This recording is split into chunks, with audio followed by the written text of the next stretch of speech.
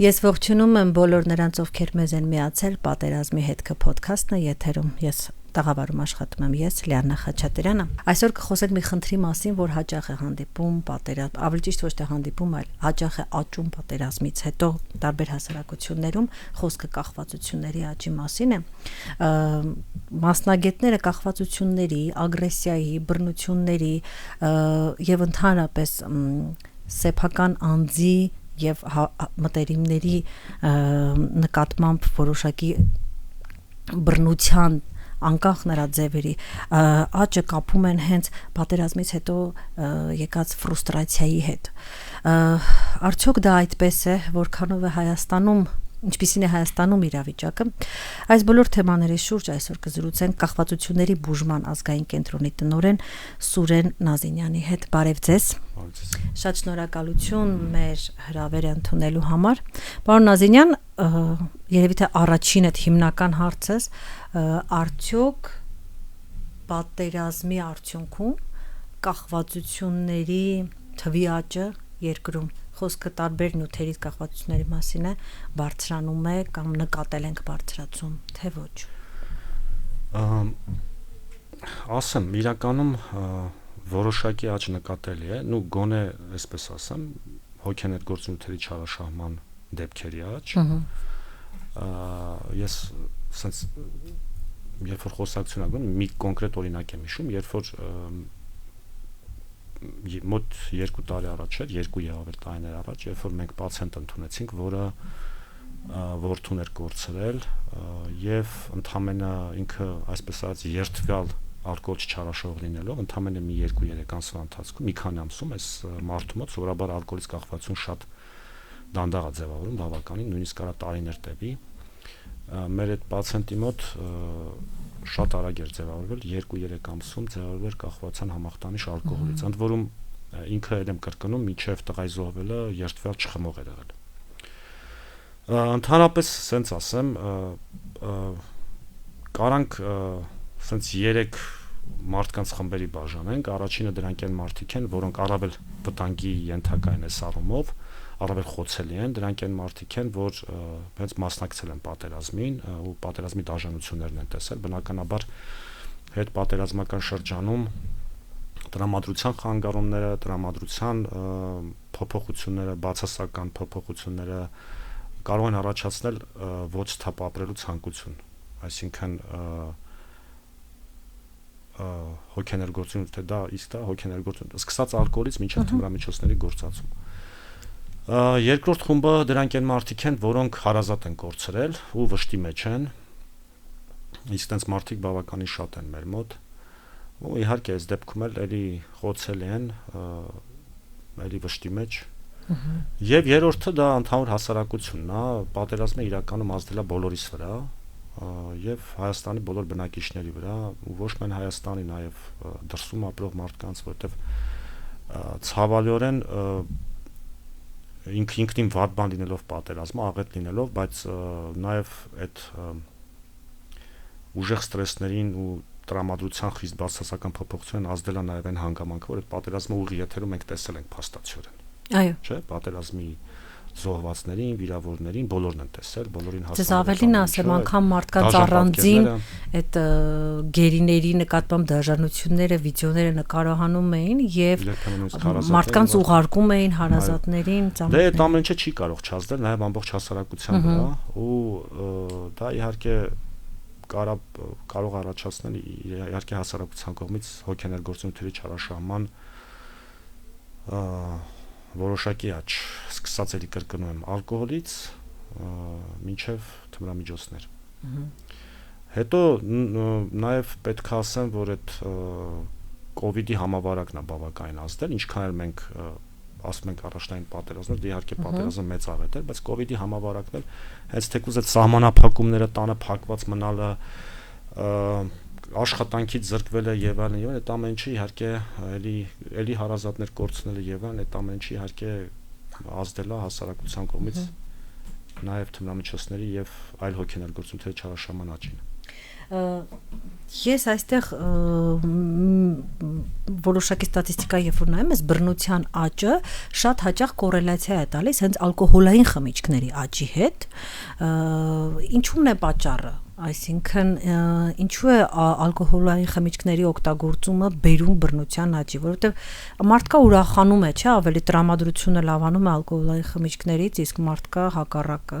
սա ինչպես է աշխատում Դե ասեմ, իրականում հոգեներգործությունները շատ են։ Սկսած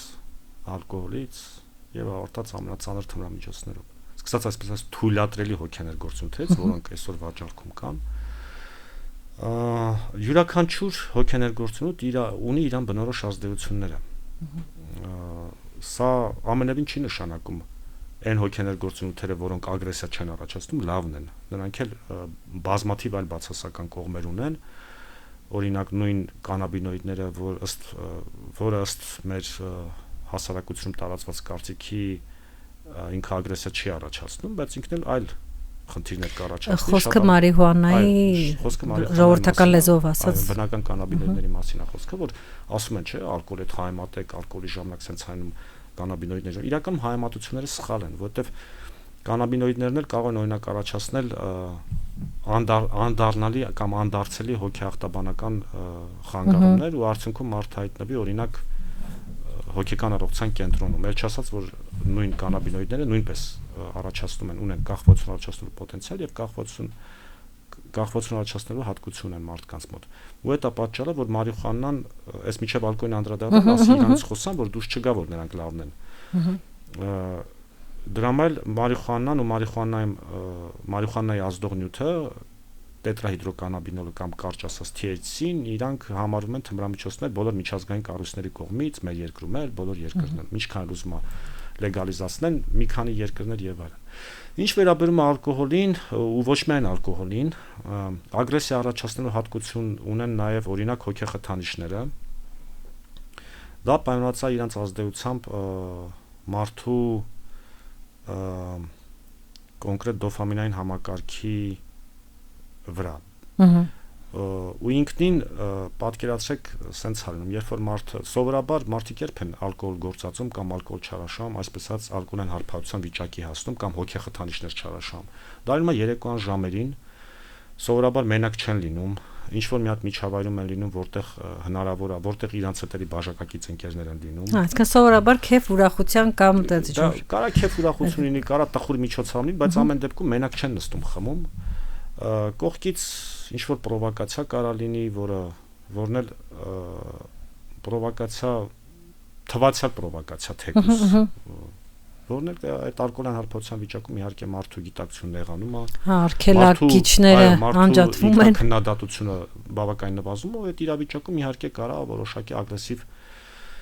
դրսևորումներ լինեն ոչ միայն ընտանեկան բռնության տեսքով ասենք կնոջ հետ կապված կամ երեխայի հետ կապված այլ նույնիսկ ինչ այդ վայրում որտեղ որ օրինակ այդ կերուխումը տեղի է ունեցել ասենք նույնիսկ իր անկերոջ հետ մենք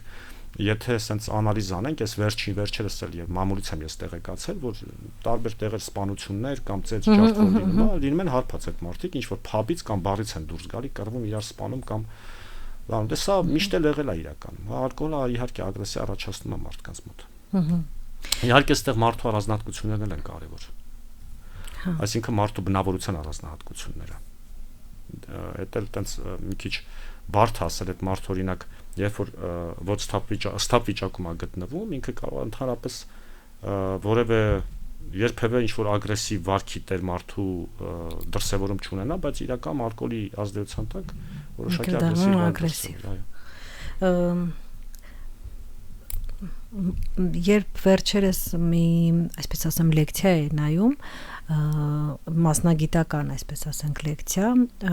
կապված նրա հետ թե ինչպես Bayer ընկերությունը փորձելով կատարելագործել մորֆինը առաջին համաշխարհային պատերազմից հետո երբ որ հասկացան որ որպես ցավազրկվող օգտագործվող մորֆինը կախվածություն է առաջացնում զինվորների մոտ միամիտ ստացավ շատ ավելի լուրջ թմրամիջոց հերոինը որը այսօր ամբողջ աշխարհում շատ լուրջ վտանգների մեջ է մտնում ինչպես ստացվեց մինչև առաջին համաշխարհային պատերազմը կարծում էին որ դե մորֆինից ով կախվածություն է ստանում նա երևի ունի թույլ հոգի եւ թույլ միտք Հետո երբ որ սկսեցին massայաբար օգտագործել զինվորներին բուժելու համար, հասկացան, որ մենք գործ ունենք ստատիստիկայի հետ։ Հիմա ինչու ես սա հիշեցի, որովհետև պատերազմներից հետո ցավազրկողների, հատկապես ուժեղ ցավազրկողների դերը կրկնակի աճում է, եւ սա հասկանալի չէ, որ կարող է բերել հետագայում լուրջ կախվածությունների աճի, ինչպես է ընդհանրապես Հայաստանում առողջապահությունը նման ռիսկերը գնահատում եւ սրա հետ աշխատում։ Եթե դուք տեք մի փոքր նախապատմություն, մորֆինը ստեղծվել է 10-րդ դարի առաջին կեսում, այսինքն ինքը միշտ կա, ինքը բնականորեն կա քնաբեր կակաչի մեջ։ Քնաբեր կակաչի մեջ պարունակող ալկալոիդներից մեկն է, մյուս շատ հայտնի ալկալոիդը դա կոդեինն է, որ էլի թմրամիջոց է, բայց ավելի թույլ։ Կա էլի ալկալոիդ խիստ թունավոր տեբային օրինակ, զարմանալիորեն կակաչում քնաբեր պարունակում է նաև մեր շատ հայտնի պապավերինը, բայց որը արդեն թմրամիջոց չի հանդիսանում, ինքը ուղղակի անօթալանիչ հատկություն ունի։ Բայց մորֆինը իրականում, այո, մորֆինը բավականին լավ ցավազրկող է, թեև շատ վտանգավոր այն առումով, որ ինքը կարող է կախվածության ծանր համախտանիշ առաջացնի մարդու մոտ։ Մորֆինի խնդիրը առաջացել այն ժամանակ շատերը սա չգիտեն, ինքը միշտ է խնդրահարույց եղել, նույնիսկ մեր Ամիր Դովլատ Ամասյացին ասել Երանեն մարդուն, որ ափյոնի գործածումը սովորույթ չի դարձրել, դեռևս վաղ միջնադարում։ Բայց մորֆինի խնդիրը մեծացել այն ժամանակ, երբ որ ներարկիչն են հնարել մարդիկ։ Այո։ Այսինքն մորֆինը սկսել են ներերակային եղանակով գործածել, հասանել եղել տենց։ Որտեվ տենց իհարկե ավելի հեշտ է նյութը հասնում ուղեղ այդպես, բացի որ ավելի հեշտ է հասնում ուղեղ, ավելի ուժեղ ազդում մարդու, ավելի ուժեղ էյֆորիա առաջացնում եւ այլն։ Ինչևէ, հետո դե արդեն ստանում են էլի Գերմանիայում դիացետիլ մորֆինը շատ པարզ մեխանիզմով, մորֆինի մոլեկուլան ացետիլացնելով 2 CH3, ովքեր քիմիան, նույնիսկ դպրոցական քիմիա մենք դա անցնում, 2 CH3 խումբ ավելացնելով, այսպես ասած, ու արդյունքում ստացվում է ավելի ուժեղ իհարկե թմրամիջոց։ Հա, իդեպ մորֆինի անունը դրվել է հունական երազների աստծու անունով, Մորֆեոսի անունով։ Դե դիացետիլ մորֆինը հերոինն է, այո, տենց եղել է, որ հերոինով փորձել են ուզում էին ավելի տենց ուժեղ սարքեն, որ մորֆինի նման փորձեր են արել հերոինի միջոցով մորֆինային կախվածությունը ասած կոմպենսացնել, բայց իրականում ավելի ուժեղ թմրամիջոց է։ Ավելին ասեմ, հենց այդ նույն ձեր ասած ֆիրման, Bayer ֆիրման ինքը նույնիսկ միջև այսօր համացանցում հասանել են իր բաներները, որտեղ ինքը գովազներ անում, օրինակ հերոին, ասպիրին, ազատ վաճառքի համար հերոինը նշվում է որպես լավ ցավազրկող եւ հակահազային դեղամիջոց։ Իրականում այդ թմրամիջոցների խնդիրը նույն խորհրդային միությունում է բավականին տարածված եղել, իդեպ այդ իր կազմավորման սկզբնական շրջանում մորֆինի չարաշահումը կիրառում ենք, նույնիսկ հայտնի բանաստեղծներ եւ հայտնի գրողներ ունենք, որոնք նաեւ հայ, նաեւ ունենք ռուս, օրինակ Բուլգակովը, որը ինքը չի ժխտում, որ մի ամբողջ գործ ունի կարծեմ, չէ՞ մորֆին։ Բավականին տարածված է։ Ինչևէ, ամեն ինչ փոխվել է իրականում այսպես ասած աշխարհը խելքի է եկել թմրամիջոցների առումով 1961 թվականին, երբ որ Միավորված ազգերի կազմակերպությունը ընդունում է արդեն թմրամիջոցների մասին առաջին կոնվենցիան ու թմրամիջոցների նկատմամբ սահմանման միջազգային հսկողություն, միջազգային վերահսկողություն։ Այնտեղ արդեն բաժանում են խմբերի, բժշկական նպատակներով օգտագործող թմրամիջոցներն են տարբերակվում, արդեն ընդհանրապես արգելված թմրամիջոցներն են տարբերակվում եւ այլն, դասակարգվում, այսպես ասած։ Ու դրանից հետո արդեն ներպետական արդեն հսկողություններ է սկսում սահմանվել։ Հիմա կոնկրետ մեր երկրում կառավարության որոշում գոյություն, ըստ որի գոյությունի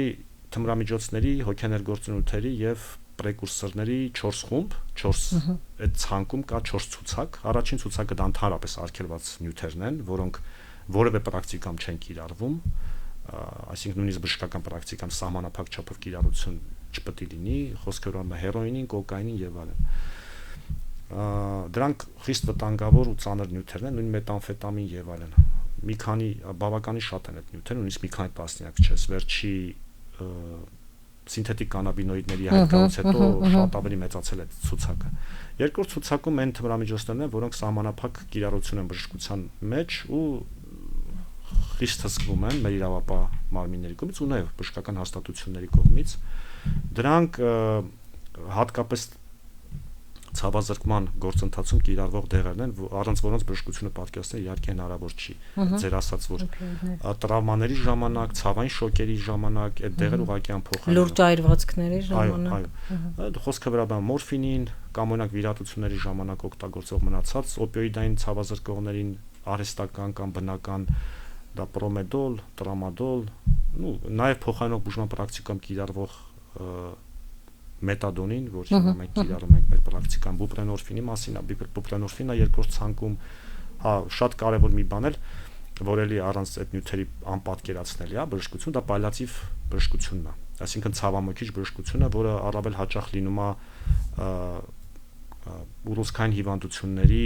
տերմինալ փուլերում, երբ որ մարդուն պետքա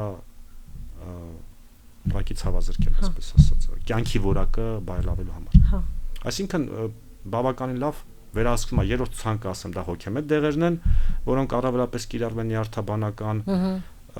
հոգեբուժական պրակտիկաներում, նաև մեր նարկոլոգիական պրակտիկայում, որոշ չափով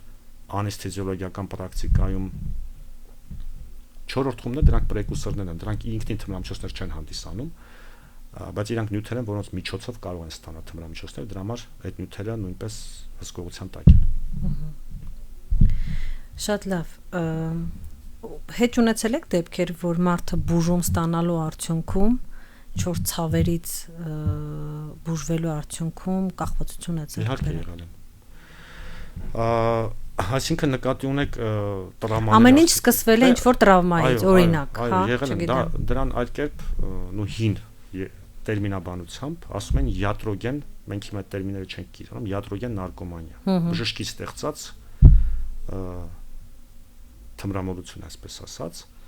բժշկի առաջացրած։ Դա բարեբախտաբար հիմա նման դեպքեր չեն լինում, բայց ասենք 20-30 տարի առաջ եղել է այդպես դեպքեր, երբ որ պացիենտին նշանակվող օրինակ նույն հասարակ մորֆինի քանակը այնպես են նշանակել, չեմ ասում դրա մեջ դիտավորություն է եղել, ուղղակի կարող է այդ մարդն ուզել բժիշկը տենց որոշել է դե մարդը ուզում է նշանակի, ու արդյունքում ձևով կախվածության համախտանիշ կան տենց մարդիկ դեռևս, բայց հիմա բարեբախտաբար ուղեցույցներ կան կլինիկական, հիմա կան հստակ մոտեցումներ, միջազգային մոտեցումներին համապատասխանող, ապացուցողական հենքով, որին հետևելու դեպքում դու մարդու մոտ կախվածության համախտանիշ չես ձևավորի երբեք։ Ճիշտ ցավազրկման դեպքում։ Շատ լավ, վերադառնալով այդ հոգեբանական վիճակին, մեր երկրում հասկանալի է, որ մի կողմից մենք ունենք բավականին ծանր հոգեբանական վիճակ, հատկապես երիտասարդ տղաների մոտ, որովհետև մենք հասկանում ենք, որ պատերազմից շատ են տուժել հենց երիտասարդ տղաները, ովքեր նաև, եթե մենք նայենք զուգահեռ ստատիստիկաները, ռիսկի մեջ են նույն, ասենք, չգիտեմ, ակումբային թմրամիջոցներ օգտագործելու ոնց որ առումով, հա, այս երկու, իսկ մենք գիտենք տարբեր նույն լրատվամիջոցներից, որ Հայաստանում այդ ակումբային թմրամիջոցների օգտագործման աճը հստակ է, նկատվում է։ Այս երկու ֆակտորները եթե իրար հետ համադրենք, ըստ ձեզ ինչ պատկեր մենք կարող է ունենանք իրական կյանքում, որը անգամ կարող է չֆիքսվի պետական, չգիտեմ, փաստաթղթերում։ Դե ընդհանրապես թմրամիջոցների խնդիր ինքը լատենտային բնույթ է կրում, հիմնախնդիր ինքը բոլոր երկրներում պրիտոմ, այսինքն մենք ինքը շատ փակ թեմա է, այսինքն թմրամիջոցների չարաշամից սկսած ավարտած թմրամիջոցների իրացման վաճառքով հիմա էլ ավելի է բարդացել, քանի որ հիմա տարբեր հավելվածների միջոցով է թմրամիջոցները իրացվում ու մեր իրավապահների համար իրականում ռեալ բավականին դժվար է հայտնաբերել իրացնողներին, որտեղ օրինակ նույն Telegram հավելվածը շատ դժվար է վերահսկել եւ այլն։ Ակումբային թմրամիջոցների հետ կապված այդ խնդիրը Հայաստանում վերջին սենց ասեմ, մի 10 տարվա ընթացքում է ձևավորվել, առաջացել, առաջ ես միշտ ասում եմ, որ մեր երկրում տասնամյակներ շարունակ ավանդաբար օգտագործվել է երկու խմբի թմրամիջոցներ, դրանք մեզ շատ հայտնի կանաբինոիդներն են եւ մարիխուանան եւ օպիոիդային թմրամիջոցները, ափիոնի քնաբերկակաչի ստացող թմրամիջոցները, այսինքն հերոին, ացետիլացված ափիոն, մորֆին եւ այլն։ Դա պայմանավորված է եղել առաջնահերթ մեր աշխարհական դիրքով, որտեղ այդ կոնկրետ կանեփը մեր մոտ վայրի աճում է, վայրի պայմաններում, Իսկ քնաբեր կակաչ Աֆղանստանից չերես Իրան, նաև Իրանում էր աճում, Պակիստան եւ այլն, միջին ասիական երկրներում աճել, որոշ օրինակ 30-ական 40-ական թվականին Հայաստանում են աճացրել։ Հայաստանում աճեցրել են։ Ընդ որում աճեցրել են ոչ թե ապօրինի բանի համար, այլ այն ժամանակ Խորհրդային Միությունը մթերելուց են եղել գյուղացիներ այդ կակաչը, որպես մորֆինի աղբյուր, որպես մորֆինի հիմք։ Ինչևէ, իսկ ինչ վերաբերում է վերջին արհեստական կամ սինթետիկ հոգեխթանիչները, սրանք իհարկե մեր համար նոր են։ Ընդհանրապես տարածաշրջանի համար իրանք նոր, խոսքը վերաբերում է Խորհրդային Միության նախկին երկրներ, միջին ասիական երկրներ, Մերձավոր Արևելք եւ այլն, նույն Աֆղանստանի համար իրանք նոր են։ Ու այդ ընդ որում ուզում եմ հատուկ նշեմ, որ շատ զարմանալիորեն այդ կոնկրետ դրանց ամենահայտնի եւ ամենատարածված ներկայացուցիչ Հայաստանում դա մետամֆետամինն է, ոչ գրական կրիստալ են ասում։ Ինքը արտադրվում է գերազանցապես հենց Աֆղանստանում եւ Իրանի միջոցով, ոնց որ այն ժամանակ ափիոնային թմրամիջոցներն էին ապօրինաբար ներկրվում Հայաստանի տարածք, հիմա Իրանի միջոցով այդ մետամֆետամին ներկրվում է։ Իհարկե երիտասարդները ցավոք սրտի այս նյութի նկատմամբ շատ ավելի խոցելի են, որտեղ ի տարբերություն մեծահասակների երիտասարդները սիրում են ավելի ակտիվ, այսպես ասած, ակումբներում ժամանակ անցկացնել եւ այլն։ Իսկ ակումբներում ժամանակ անցկացնող մարդկանց համար իհարկե հոգեխթանիչները շատ ավելի գրավիչ են եւ ակումբներում պետք է պարզաբար նրանք ավելի մեծ պահանջարկ պետք է ունենան, քան օրինակ նույն օպիոիդները, որի ազդեցությամբ մարդու մոտ ակտիվացում չի առաջանում։ Դրա համար իհարկե, այո, մեր երիտասարդները հենց հոգեխթանիչների դեպքում ամենախոցելին են։ Ու դա շատ ցավալի է, թեև հիմա ասեմ, իրականում ուրախալի է, որ մենք սկսած 2022 թվականից արդեն շատ ակտիվորեն մեր համապատասխան ոլորտի տարածվող գերատեսչությունները սկսեցին շատ լուրջ ուշադրություն դարձնել այս հարցին, մեր նախարարությունը առողջապահության, ներքին գործերի նախարարությունը, ազգային անվտանգության ծառայությունը, ՊԵԿ-ը ու 23 թվականին մենք սկսեցինք նոր ռազմավարություն մշակել, որի նպատակը թմրամիջոցների դեմ պայքարի արդյունավետության բարձրացումն էր, այսինքն նոր մոտեցումների որդեգրումը, որը պետքա բերի հետագայում թմրամիջոցների մեր ուղղությամբ, մեր բարելավմանը, այսինքն առողջապահական կանխարգելման ուղղությամբ կանխարգելման, իրազեկման բարելավմանը եւ իհարկե իրավապահ մարմինների գործունեության արդյունավետության բարձրացմանը։ Հիմա շուտով կհաստատվի այդ ռազմավարությունը ու դրա արդյունքները տեսանելի են ամբողջ 2023 թվականին։ Նույն իրավապահների գործունեության արդյունքները, հենց թեկուզ արգրավված թմրամիջոցների քանակները եւ այլ մնացած ստատիստիկ ցուցանիշները ցույց են տալիս, որ իրականում մեր պետությունը սկսեց շատ ավելի արդյունավետ պայքարել այս աղետի դեմ։ Դա ընդհանրապես օգնում է, որովհետև նայեք, եթե ես նայում եմ Ռուսաստանի տարբերակը, երբ Ռուսաստանում ամենաշատ բանտ նստած մարդկանց հաշվենք, առաջին եւ երբ իրենց լավ տարբերվող առաջին տեղը կլինեն մարդիկ, ովքեր այս կամ այն կերպ թմրամիջոցների հետ կապված գործով են նստել կամ չգիտեմ վաճառք կամ օգտագործում կամ չգիտեմ հիմնականում վաճառք, բայց ասել դրանից, որ Ռուսաստանում անկել է թմրամիջոցների օգտագործում, սուտ կլինի։ Ուզում հասկանամ ընդհանրապես կա ինչ-որ մեթոդ, որը հստակ տարբերվում է, չգիտեմ, դա կլինի քարոզչությունը, որ օգնում է ինչ-որ բան փոխել, դա կլինի ինչ-որ ուժեղ ռեպրեսիվ պայքարը, չգիտեմ, ինչ-որ ձև հնարավոր է ընդհանրապես պայքարել, թե մենք իրականում ինչքան էլ ես հարգեմ Սիզիֆի աշխատանք է, էլի։ Ամենայն հարգանքով, բայց օրինակ նույն Ռուսաստանի Դաշնության փորձը մեր համար չի կարող օրինակ լինել։ Ընդհանրապես ես կոնկրետ թվեր ասեմ, թվերով չէ, ուղղակի ընդհանրապես մի քանի ստատիստիկ տենց տվյալ ասեմ։ Հերոինային գերդոզավորումից ամենամեծ մահացությունը արդեն քանի տարի է Ռուսաստանում է։ Թեև ինքը տենց դե միգուցե հիմա կասեն Չինաստանի տվյալը փակ է, չգիտեմ այն մեկինը փակ է եւ այլն, բայց Տենես չէ, որ Ռուսաստանն էլ ամենադեմոկրատական երկիրն է, բայց բավականին պատժողական է ռուսական օրենսդրությունը։ Այո, բավական ռեպրեսիվ է, հա։ Բայց այդ պայմաններում տեսեք ինչքան շատ է այնտեղ թմրամիջոցների տարածվածություն։ Ես նույնիսկ հիմա իհարկե չեմ կարա ցույց տամ, բայց Telegram ալիքներ կան, որտեղ ցույց են տալիս, թե ոնց են պատժում, այսինքն այդ Telegram կանալները, որոնք որ թմրամիջոցներ են իրացնում, իրանք արդեն նաև ունեն բանդաններ, որոնք պատժում են անհուսալի, չգիտեմ, այդ իրացնողներին, իրանց այսպես ասած, այդ կներեք այդ բառը համա զակլաչիկ են ասում, այսինքն զակլաչիկին բռնում են, որը որ իրանց խափում է, ու ասենք ծեծում են, հետո այդ վիդեո են անում, դնում են, ասենք Telegram, այս վիճակն է այդ երկրում։ Դա մի հատ խայտարակություն է։ Telegram լիքը կանալներ կան, այսինքն այդտեղ լուրջ բիզնես է դա դարձել։ Ու ի պատիվ մեզ ու բարեբախտաբար մեր մոտ տենց չի վիճակը։ Հիմա դրա համար ես ասեմ, իրանցից պետք չէ օրինակ վերցնել։ Հա մի հատ բաներ ասեմ, միավով վարակվածների թողել Ռուսաստանը տենց նենց աճը, որ միայն թե տեսնեք աճը, այսինքն նշանակում է նույն քրեակատորական հետ կապված, Հայաստանում էլ, բայց տեսեք էլի մեր իրավապահները բավականին շատ բռնում են, հայտնի փաստ է, որ Խորհրդային Միության քրեակատորական հիմնարկներում թմրամիջոցները տարածված են եղել, հիմնարկների ներսում, այդ որ մարդուն բռնում են, տանում են, որ ինքը թմրամիջոց իրացնելու համար տանում են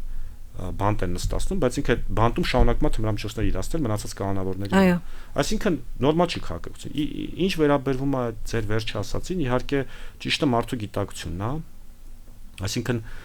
մարդու գիտակցությունը բարձրացնելն է ու հատկապես երիտասարդների շրջանում, ու երիտասարդներին ավելի պակաս խոցելի դարձնելը։ Իսկ դա գիտելիքն է, դա երիտասարդի զբաղվածությունն է, այսքանը դրական զբաղվածություն, դրական հետաքրքրություն առաջացում երիտասարդների մոտ։ Մեր մոտ մեր երկրում ցավոք սրտի բազմաթիվ են դեպքեր ու միշտ դա եղել է, դեռևս երբ որ ես էի դպրոցական, իսկ դա 25 տարի առաջ էր։ Մեր դասանցիները ծխում էին։ Ես չէի ծխում։ Բայց մեր դասանի տղաները 7-րդ 8-րդ դասանի տղաները ծխում են, հիմա էլ է տենց։ Ինչն է փոխվել։ Հիմա էլ դպրոցական երեխեքները տնօրենային չասես չերան։ Փողոցով քայլում ենք ընկերներիս հետ, ասենք մի հատ տենց կարող է 13-14 տարեկան տղա մոտենա, ասի մի հատ սիգարետ կարակ տակ ինձ օրինակ։ Դե ես չեմ ծխում, բայց կան իմ ընկերներ որ ծխում են։ Կամ օրինակ ես օրինակը ես միշտ բերում, կամ ասենք այդ հայատներում շենքերի բակերում մեկ էլ այդ երեկոյան ժամին տեսնում ես մի քանի դեռահասով հավաքված, ասեն գարեջրի շշերը ձեռները։ Սա ինչ-որ մասկուլինության, մշակույթի հետ է կապված, որ դա պիտի անես, որպեսզի դառնաս իսկական տղամարդ։ Երեխան ո՞նց է, այդ երեխան կամ իրանց տանը իր հորն է տենում, կամ իրանց հարևանին, որը էլի նույն ձև ապրում, այսինքն այդ հասունացող տղայի համար, մեծացող տղայի համար ինչ որ ինքը միշտ իր համար օրինակներ է ստեղծում, չէ՞։ Օրինակ մեր ժամանակ երբ որ դա 90-ականների սկիզբն էր, այս ֆիլմերը բան նոր էին, այն ժամանակ լույս չկար, մի կերպ բան էին, կամ ինչ որ վիդեոկասետներով բանում են, կարատե բան էին, դեմ, ասենք մեր ժամանակ մեր իդեալը, չգիտեմ, օրինակ Բրյուս Լիներ կամ չգիտեմ, ով Սիլվեստր Ստալոնեն, հիմա լավ փոխված է։ Գոնե լավա դրանք էին մեր ժամանակի իդեալը։ Դե հիմա այդ սլովը բացանան ամոդա։ Ահա, ես այդ ֆիլմը մի քիչ նայեցի, ես շոկի մեջ եմ։ Ոնց կրա նման արտադրանք տալ։ Ու հայկական տենց այդ տիպի ֆիլմեր էլ կան, կներեք, բայց հա, ոնց այդ տիպի, դրանից բետար է։ Խոսակցականը տեղ, խոսալը բան, ասենք, այդտեղ այդ YouTube-ում էլ կան միլիոններ դիտումներ։ Քրեական այդ ենթամշակույթը հետ։ Այդ դաժե քրեական ենթամշակույթ չի դա։ Դա նույնիսկ քրեական ենթամշակույթ չի։ Դա ինչ որ ավելի ցածր։ Դա դրա թաղային ադապտացիան է, այսպես ասենք, էլի։ Ինչ որ ավելի, sense չգիտեմ, էլի։ Ու դա իհարկե ազդում է երիտասարդների վրա, այդ են նայում, այդ են տենում, գնում է դպրոցում այդ է տենում, իրաց հայաթում այդ է տենում։ Այդ է լավ տեղու կերպարը դա է, ասենք, հայաթում նստել գարեջուր խմելը, ծխելը, ասենք, այդտեղով անցնող մարդկանց էլ, ասենք, ինչ-որ ռեպլիկներ բաներ անելը, մեկին մի քիչ ավելի խեղճուկրակին բռնել ծեծելը, ինքնահաստատվելը վրան, այդ է։ Ինձ մի անգամ մի հատ շատ լավ մարդ։ Ես չեմ ուզում ասեմ կներեք էլի, ամբողջությամբ է տենց։ Հա, բայց դա ունի իր լուրջ գործոնը, մեր երկրում դա եղել է։ Մի հատ տենց շատ խելացի մարդ խոսքի մեջ ասես դու չես պատկերացնում, թե քանի տղայի կյանք է փրկում լավ սպորտային տրեները։ Հա, ճիշտ է։ Այսինքն եթե դու իրան տանում ես, չգիտեմ, անա կարատեի ու տրեները իր կյանքում դառնում է կարևոր մարդ։ Ինքը այդ դժվար տարիներից երեխային կարողանում է բակից հանի ու մցնի առողջ վիճակի մեջ ու փրկում է պարզապես։ Հետո այդ սպորտով զբաղվել արդեն շատ է փոխում իրականում։ Սպորտի գնալը իհարկե դա կլինի աղջիկ տղա շատ է փոխում ու Կարևոր չի տենց մարտարվեստ, ցանկացած ֆիզկուլտուրա, մի հատ շատ լավ բառ կար, չէ՞ դրա համար, ֆիզկուլտուրա։ Հետո մի հատ կարևոր բաներ կա, տղայի կյանքում շատ կարևոր է այդ հաղթող լինելու հանգամանքը, ինքը այդ երբ որ սկսում է մարզվել կամ օրինակ չգիտեմ ֆուտբոլային խաղի մասնակցում չգիտեմ բռնցքամարտի է գնում կամ ըմբշամարտն Հայաստանում շատ տարածված, շատ լավ սպորտաց է, ինքը այդ իր հաղթողի այսպես ասած հաղթելու ցանկությունը սկսում է ստանալ այսպես ասած այդ հաղթողի բաներ, ոնց ասեմ, չգիտեմ ինչ բառով ասեմ, հաղթում է, երբեմն մի օր պարտում է, մի օր հաղթում է, բայց ինքը այդ դրա մեջ է, էլ չի գնում բակում ուրիշների վրա ինքնահաստատում։ Իր դոֆամին ու էնդորֆինը բնական ճանապարհով ստանում է, էլի, հա։ Հետո դա առողջ ավելի ինքը արդեն չի ծխում, ինքը չի խմում, եւ այլն։ Իր շրջապատում չեն ծխում, խմում իր ընկերները սպորտային, հա։ Դա շատ մեծ դեր է կատարում։ Հետո հոգնում է ֆիզիկապես։ Շատ կարևոր է։ Հա։ Այն նրան ժամանակ չունի, ոչ էլ բիսեդքում նստելու համար է պետք է ունենաս էներգիա։ Այո։ Հա, համաձայն եմ բանի մասին, կանաբիոիդների մասին Հայաստանում որքան ես հասկանում եմ շատ ավելի տարածված է, քան միջին հայկական քաղաքացու մտքով կարող է անցնել։ Ես չունեմ ոչ մի տվյալ, ոչ մի, այսպես ասեմ, փաստաթուղթ, որ կարող եմ ապացուցել դա, բայց ես հաճախ լսել եմ, որ մարիխուանան անգամ շատ հաճախ զինված ուժեր է մտնում։ Իսկ սա արդեն, այսինքն այնքան համատարած է, որ ինքը տարբեր ոլորտներում էլ երևում է։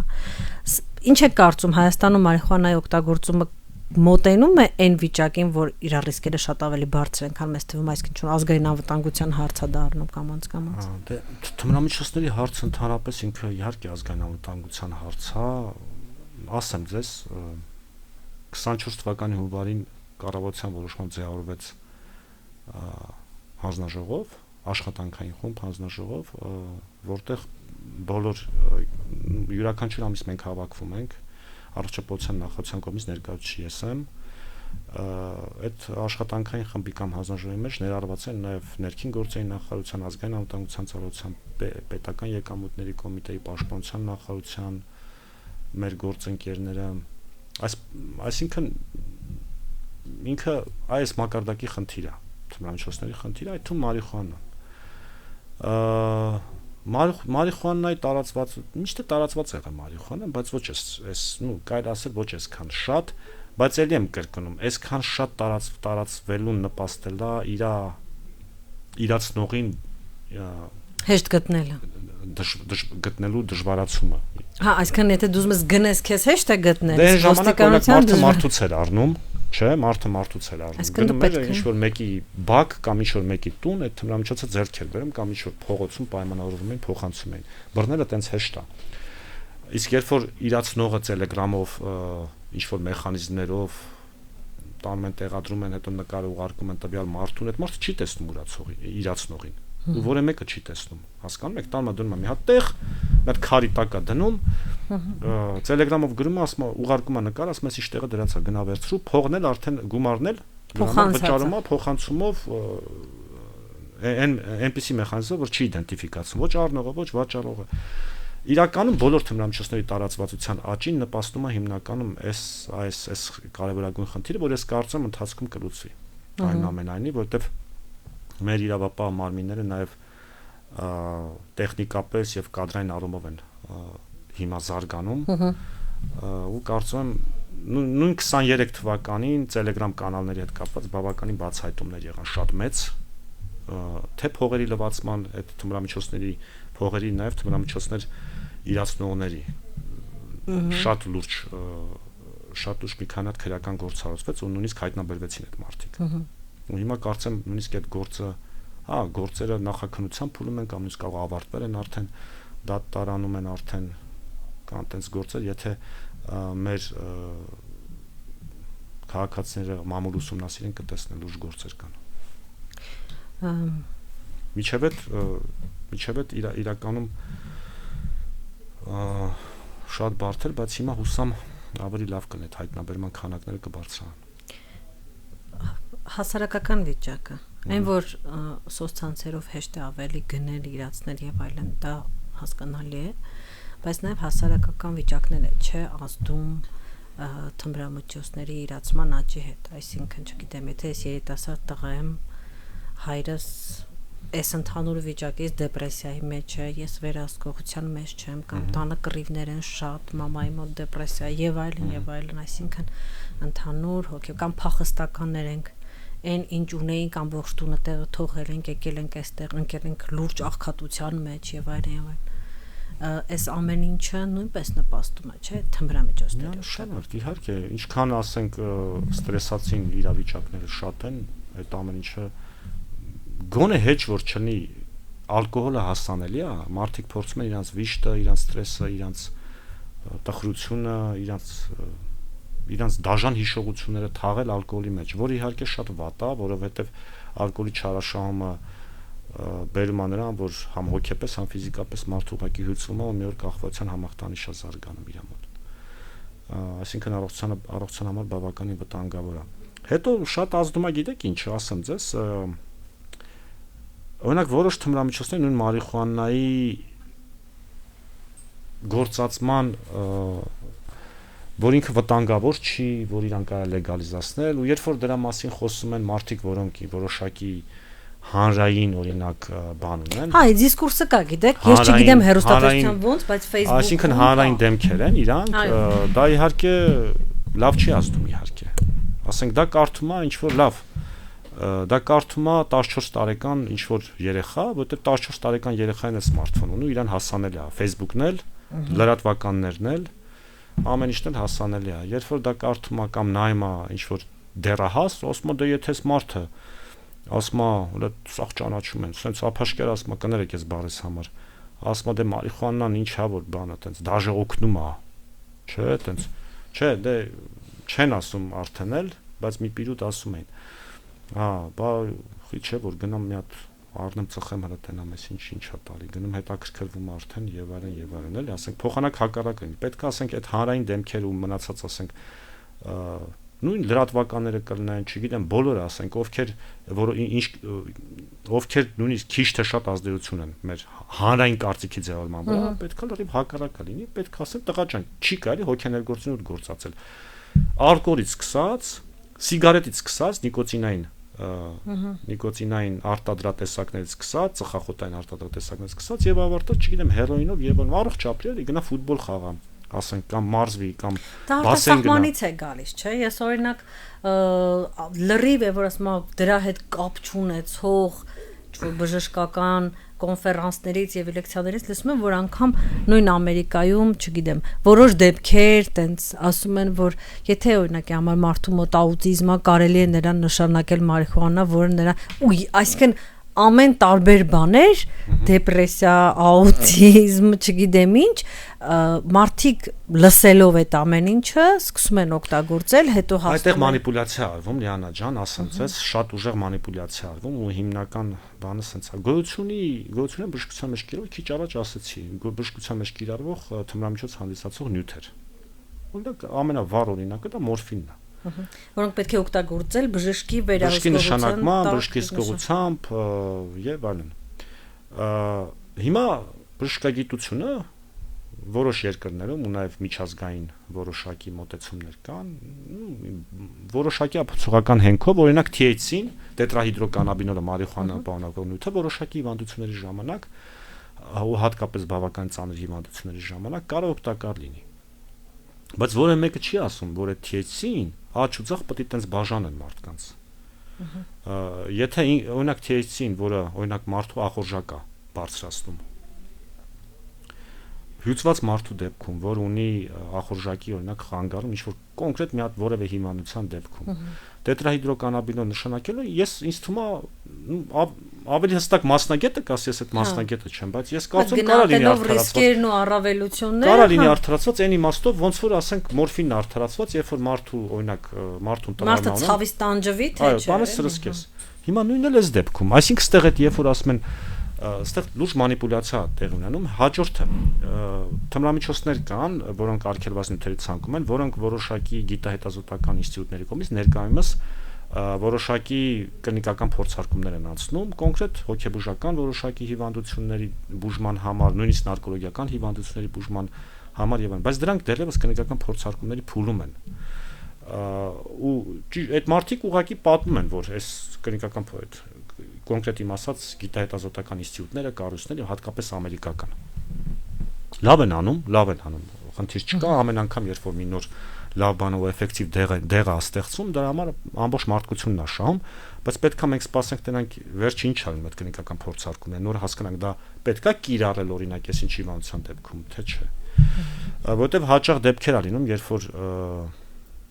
հա, տենց կարդում են ինչ որ բան միտեղից, հետո դա այդ կարդացածը ասես մի քանի փչացած հեռախոսի բանով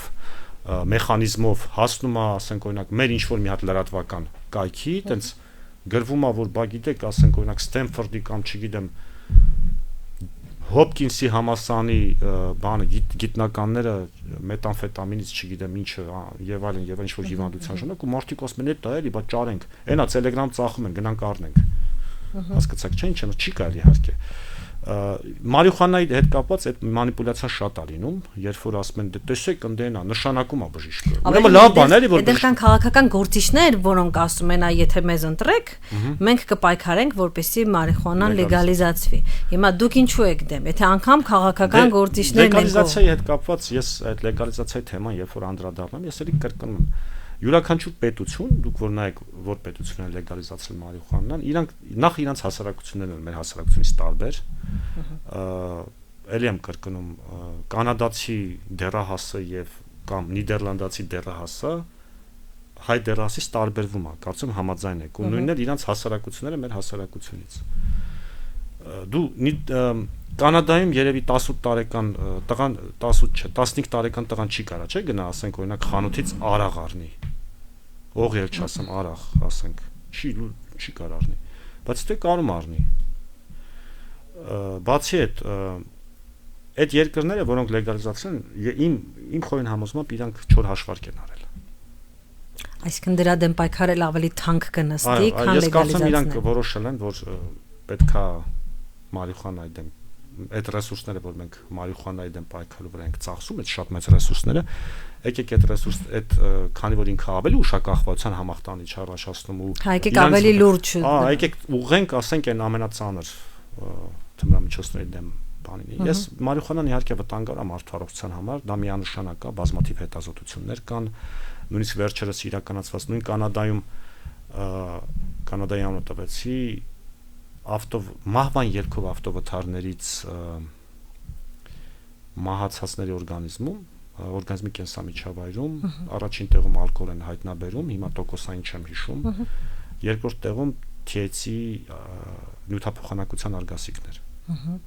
Այսինքն THC, այսինքն տեսեք, նույնիսկ դրան հերոին, մետամֆետամին եւ այլն զիջում են։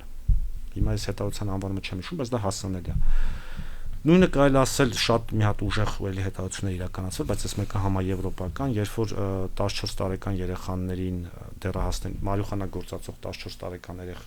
երեխաներին մի հատ 14 տարեկում են գլխուղեղի MRT անում, մի հատ 19-ը։ Եվ չգործածողին։ Հա, ընտրանքը 700 քանիս էր, պրիտոմ աղջիկ տղա համարյա համավասար 51% աղջիկներ էին, այն մնացածը տղաներ 40%։ Ու այդ հետազոտության արդյունքներով պարզվել էր, որ գլխուղեղում բավականին շատ ախտաբանական փոփոխություններ ա տեղ ունենում մարիխուանա գործածող երեխեքի մոտ։ Ու դա բերում ավարի զարգացման խնդիրների հետագայում կարող դրա արդյունքում կարող առաջանա հոգեախտաբանական խնդիրներ արդեն հենց բանալ հասարակ հմտությունների զարգացման հմտությունների վատ զարգացում, ասենք ձևավորման կամ օրինակ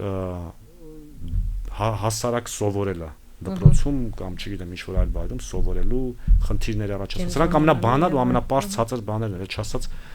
նրա մասին, որ երբ որ մարդու գլխուղեղը տուժում է, այդ մարդու մոտ շատ մեծ հավանականությամբ հոգեկան լրջագույն խանգարումներ կան առաջանան հետագայում։ Հա, սա նաև կապվում է այդ սոցիալական, չէ, այդ բան կա, չէ, աղքատության անեծքը, երբ որ դու ոչ բարենպաստ միջավայրում ես մեծանում, նաև ոչ բարենպաստ միջավայրը նպաստում է, որ դու շատ ավելի թմրանյութեր օգտագործես, դա նպաստում է նրան, որ դու այդքան էլ լավ չես սովորում, դա նպաստում է նրան, որ դու շարունակում ես այդ ոչ բարենպաստ միջավայրում ապրելը, որովհետև ընդհանրապես հնարավորություն չունես դրա մեջից դուրս գալու, փակ շրջան է դառնում։ Իսկ ծխելը, այ մենք խոսեցինք նրա մասին, որ մեր երիտասարդները շատ են ծխում։ Ես էլ օրինակ հիշում եմ, որ դպրոց հասակ ժամանակվանից երևի 7-8 օր դասարանից մեր դասարան տղաները ծխում են։ Իհարկե կային որոշակի, այսպես ասենք, առաջամարտիկներ, որոնք ավելի շուտ էին սկսվում, բայց դե հիմնականում միջինը 7-8-ներ։ Սա որքանով է ընդհանրապես ազդում ազգաբնակչության առողջության վրա։ Թե մեր առողջապահության նախարարությունը իրականում բավականին լուրջ պայքարում այս հարցի։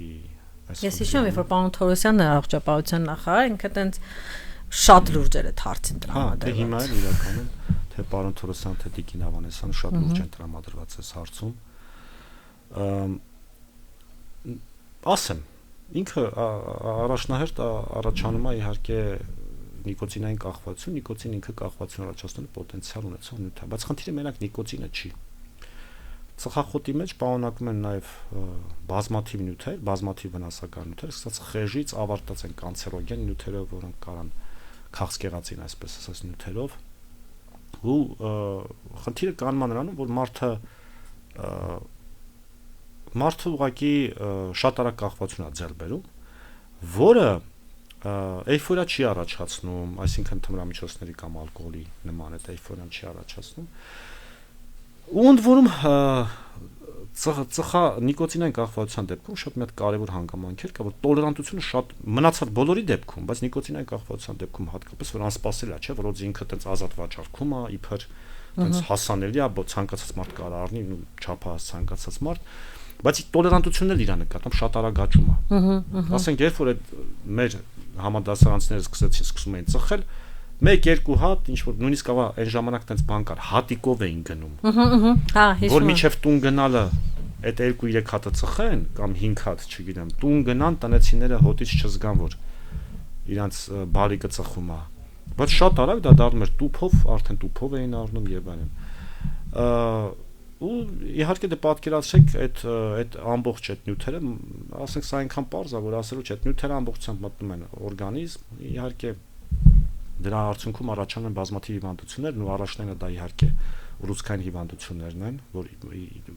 ծխախոտի գործածում բերում ուռուցքային հիվանդությունների աճի։ Երկրորդը իհարկե սրտանոթային խնդիրներն են։ Ես հիմա չեմ հիշում, բայց ոչ վարակիչ հիվանդությունների առաջի տեղում է հատկապես ոչ վարակիչ հիվանդություններից մահացության մեջ առաջի տեղերում էր, այո։ Նույնիսկ ավելի մեծ տեղեր, քան ավելորդ քաշը կարծեմ ես ինչքան հիշում եմ։ Ու ինքը իհարկե լրիվ անիմաստ բան է ծխախոտը, բացարձակ, ինքը այսինքն մարդը իրան ոնց որ իրան դանդաղ սպանում է, էլի։ Այո, ու հատկապես դա համարվում է աուտոագրեսիայի ինչ-որ տեսակ էլ դա է։ Դե այդ հոգեբանության մեջ կարող է։ Մեր իրական առողջապահության նախարարությունը այս վերջին օրենսդրական փոփոխությունը իրականում շատ կարևոր են, թեև ես տեղ-տեղ տեսնում որ չեմ պահպանվում, օրինակ քիչ առաջ ձեր ստուդիա գալուց այդտեղ էս կենտրոնի սրճարանում մարդ կար նստած ծխում էր, պրիտոմ կին։ Պրիտոմ կնոջ հարցը չի ստեղ։ Օրը ցերեկով հանգիստ ծխում է ու սրճարանի աշխատակիցները այտենց առանձնակի երևի դաժե բան էին տվել։ Սուրճի աբսենտ տալիս թրջած անձերոցիկով, որ մոխրաման չլինի սեղանին։ Դե գիտակցությունն է պետք իրականում, շատ կարևոր է դա, ասենք, եթե քո սրճարանը դու պիտի հետևես, որ տենց բաներ չլինեն, ու առաջին իհարկե քաղաքացիները չպետք է ծխեն, էլի պետք է հարգանք ունենան գոնե այդ օրենքի նկատմամբ։ Ինչևէ, ու նաև հա, ասեմ, ձեզ, որ մեր կենտրոնը սկսել է զբաղվել նիկոտինային կախվածությամբ պացիենտներով, քիչ ենք ունենում, բայց ունենում ենք։ Նաև ասեմ, որ 23 թվականի սկզբից առողջապահության նախարարության ծխելը դադարեցնելու թեժգիծը տեղափոխվեց մեր կենտրոն, ու հիմա գտնվում է տեղակայված է մեր կենտրոնում։ Քաղաքացիները զանգում են անանուն, խորհրդատվություն են ստանում ծխելը դադարեցնելու վերաբերյալ, հոգեբան խորհրդատուն իրենց խորհուրդներն է տալիս հատուկ մեթոդաբանությամբ։ այսինքն ուղեցույց գոյություն, որով խորհրդատվություն է տրամադրում, ու ասեմ, որ այս մի տարվա ընթացքում ես հիմա թվերով չեմ կարող ասեմ, բայց արդյունքներ կան, այսինքն մարդիկ գոհ են զանգողները, նույնիսկ կարիք էլ չի լինում էլ այցելելու կենտրոն, որովհետև մենք միշտ ասում ենք, եթե այդ զանգի միջոցով խորհրդատվությունը արդյունք չի ունենում, կարան այցելեն մեզ, օրինակ, որ տեղում կամ հոգեբանի հետ խորհրդակցեն կամ նույնիսկ այդ ծանր կախվածության դեպքում նիկոտինային շատ ծանր կախվածության դեպքում լինում է այդպես կախվածություն, օրինակ, երբ որ մարդը գիշերը վերակենում քնից, որ ծխի։ Հատուկ ծխելու համար ինքը արթնանում է։ Այդպես կախվածություն։ Իսկ ոչ թե չի կարողանում քնի, ասում է լավ մի հատ հենեմ ծխեմ, այլ հենց քնից արթնանում է, հատուկ արթնանում է, միայն ծխելու նպատակով ու ծխում է նոր քնում։ Տենց ինքը կարա այդքան ծանր լինի, նույնիսկ այդեն 3, 4, չգիտեմ 2 տուփ ասենք ծխող մարդկանց մոտ է լինում էլի։ Հա, շնչական հիվանդությունները մոռացա ասեմ։ Բա թոքային հիվանդությունները, բրոնխային հիվանդությունները, օբստրուկտիվ բրոնխիտը, քրոնիկական բրոնխիտները եւ այլն։ Այս մոռացել եմ, սրտանոթային ու ռուսկային ասացի, թոքային շնչառական համակարգին մոռացա։ Կոկորտի քաղցկեղը, բերանի խորոչի քաղցկեղը, այդ ամեն ինչին նպաստում է թոքինը դե հասկացանք, այդ ամեն ինչին հենց ծխելն է նպաստում։ Այդ ամենաշատ այդ հատվածների քաղցկեղների պատճառը հենց ծխելն է։ Հա, ու բանը կներեք շեղվեցի ես, ասեմ, մեր մոտ հա այդ ծանր դեպքերում հաճախ լինում անհրաժեշտություն է լինում պացիենտներին որոշակի դեղորայքային բուժում նշանակելու։ Սովորաբար ինչ-որ անտիդեպրեսանտների միջոցով կամ նիկոտինին փոխարինող ինչ-որ դեղամիջոցներ։ Հա, որովհետև այդ սկզբի ժամանակը, երբ որ մարդն ընդհանրապես հրաժարվում է, հասկանալի է, որ ուղեղը պահանջելու է, ու խնդիրներ։ Թեև ես այն կարծիքին եմ, ասեմ ձեզ, պարզ Լիանա ջան, որ միշտ ասել եմ, ես բավարար կամքի, բավարար մոտիվացիայի կամքի դեպքում, այսինքն եթե մարդը մոտիվացված է եւ մի քիչ շատ ուզենա, այսպես ասած, ինքը իհարկե կարա շատ հանգիստ միանգամից դադարեցնել։ Ծխախոտը կարելի է ինքնուրույն առանց դադարեցնել, ընդամենը մի քանի օր կարա ինչ-որ որոշակի դիսկոմֆորտ լինի, քանի խանգարում, այո, տենց անընդհատ ցանկություն գործածելու, մի քիչ լարվածություն, մի քիչ նյարդային տենց ինչ-որ լարվածություն եւ այլն, բայց իրական դա անցողիկ է ու անցնում է։ Շատ լավ, մեր ժամանակը մոտենում է ավարտին, այդուհանդերձ ուզում եմ վերադառնալով այդ պատերազմ եւ հետևանք թեմաներին, ես համոզված եմ, որ մեզ լսողների մեջ կլինեն շատերը, ովքեր չգիտեմ, թե պատերազմի հետ կապված տարբեր արհավիրքների հանդիպելով, թե իրենք լինելով ժամանակին պատերազմական դաշտում այս կամ այն կերպ փորձել են որոշակի թմրամիջոցներ եւ ինչ պետք է անի մարդը, որ եթե ուզում է այս փակ ցիկլից դուրս գա կամ վախենում է, որ կարող է իր մոտ կախվածություն առաջանալ, արդյոք անգամ եթե մարդու մոտ չկա կախվածություն, բայց կա մտավախություն, կարող են դիմել ձեր կենտրոն կամ ինչ որ կտակ։ Մեր դռները բաց են, ես ուզում եմ շատ հատուկ նշեմ, որ առողջապահության նախարարության աջակցությամբ մենք 20 թվականից սկսած ամբողջ կենտրոնի հիմնանորոգել ենք, պացիենտների համար ստեղծել ենք լավագույն պայմանները, թե կադրային ներուժն ենք բավականին զարգացրել, երիտասարդ տաղանդավոր բժիշկներ եւ այլ մասնագետներ ենք ընդունել, նաեւ հոգեբաններ, սոցիալական աշխատողներ, որոնք ամենօրյա ռեժիմով աշխատում են պացիենտների հետ։ Հա, շատ հատուկ ուզում եմ նշել, որ նաեւ Հայաստանի Հանրապետության քաղաքացիների համար բուժում իրականացան պետական պատվերով, այսինքն պետության կողմից երաշխավորված անվճար բժշկականության սպասարկման շրջանակներում Հայաստանի Հանրապետության քաղաքացիների համար։ Ինչ վերաբերում է թմրամիջոցներից զերծ ապրելուն, ընդհանրապես ցանկացած հոգեներգործությունների հետ կապված ուզում հատուկ ասեմ, որ եթե ալկոհոլի կամ օրինակ նույն կոֆեինի հետ կապված մենք ասում ենք ուղղակի մի չարաշահեք, եթե նույնիսկ գործածում են ալկոհոլ ինչ-որ տոնի ժամանակ կամ ինչ-որ, չգիտեմ, այլ միջոցառման ժամանակ պետք է գործածել չափավոր, որտեղ դրանք կախվածություն առաջացնող նյութեր են, իսկ ինչ վերաբերում է թմրամիջոցներին, ես կարծում եմ բոլորն են համակարծիք, որ թմրամիջոցներից ընդհանրապես պետք է զերծ ապրել, որովհետև 1 կամ 2 անգամ փորձել, այս այն դեպքն է, որ ասում է փորձանք է բերել, էլի։ Հիմա Հայաստանում տարածված թմրամիջոցներից շատ արագ, ընդամենը 1-2 գործածման դեպքում առաջանա կախվածության համախտանիշ, դրա համար խորհուրդ սա ստրեսների առկայության դեպքում այլ խնդիրների տրամադրության հետ կապված խնդիրների դեպքում ավելի լավ է դիմել ուղղակի մասնագետի, դա կլինի հոգեբան կամ ավելի լավ զանգեք ձեր բարեկամին, խոսեք ձեր ընկերոջ հետ, բարեկամի հետ կամ ընկերոջ հետ կամ չգիտեմ եղբոր քրոջ հետ, քան թե փորձել այդ ամեն ինչը թաղել փակել, այսպես ասած, ծածկել